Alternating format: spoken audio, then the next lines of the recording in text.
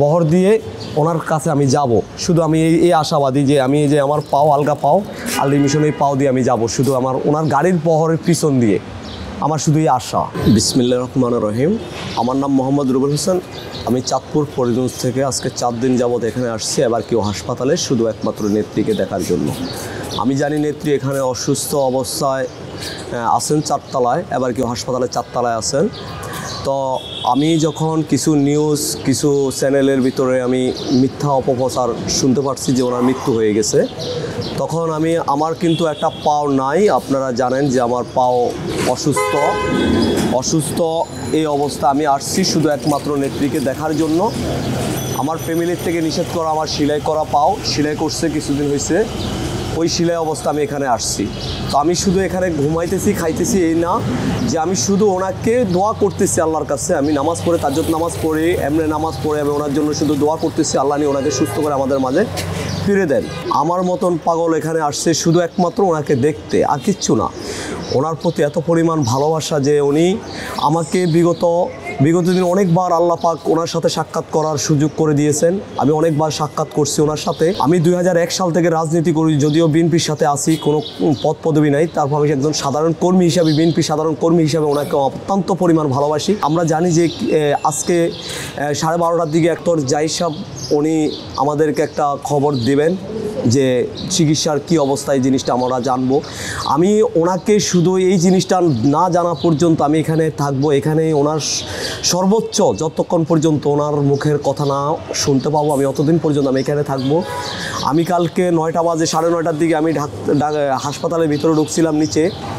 যাওয়ার পরে ডাক্তার একজন সেনা কর্মকর্তা আমাকে বললো যে ভাই কোথায় যাইতেছেন। আমি বললাম যে ভাই আমি একটু আমার নেত্রীকে একটু দেখবো। বললো যে ভাই দেখার কোনো সুযোগ নাই। তখন আমি বললাম যে ভাই দেখেন, আমি ওনার প্রতি এত পরিমাণ পাগল যেটা আমি কখনো কল্পনা করতে পারবো না, আমি যে এত পরিমাণ পাগল ওনার জন্য। তখন ওই সেনা কর্মকর্তারা এবং ডাক্তার বলছিল যে ভাই যদি দেখার সুযোগ থাকতো তাহলে সর্বপ্রথম মনে আপনাকে আমি দেখার সুযোগ করে দিতাম। তো এই জন্য আমি এখনও আশাবাদী যে ওনার সাথে আমি কথা বলতে পারবো, দেখতে পারবো। নয়তো আমরা একটু ওনার নিঃশ্বাস দেখার জন্য আমরা এখানে উপস্থিত আছি এখনও পর্যন্ত।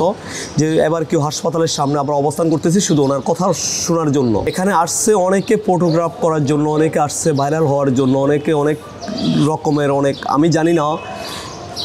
আমি আসছি শুধু মূলত ওনাকে দেখার জন্য। আপনারা জানেন যে আমি আপনাদের যে অবস্থা, আমার যে অবস্থা, অনেক চ্যানেলে অনেক ইউটিউবারে আমার বলতেছে ভাই একটু, আমি বললাম যে ভাই আমি শুধু ওনাকে দেখার জন্য আসছি, আমি শুধু ওনাকে দেখবো, দোয়া করবে, এই জন্য আমি এখানে আসছি, আর কিচ্ছু না। শুধু ওনাকে দেখার জন্য আমি, যে ওনার প্রতি এত পরিমাণ ভালোবাসা যেটা হয়তো আমি মুখ দিয়ে প্রকাশ করার মতন ভাষা আমার নাই।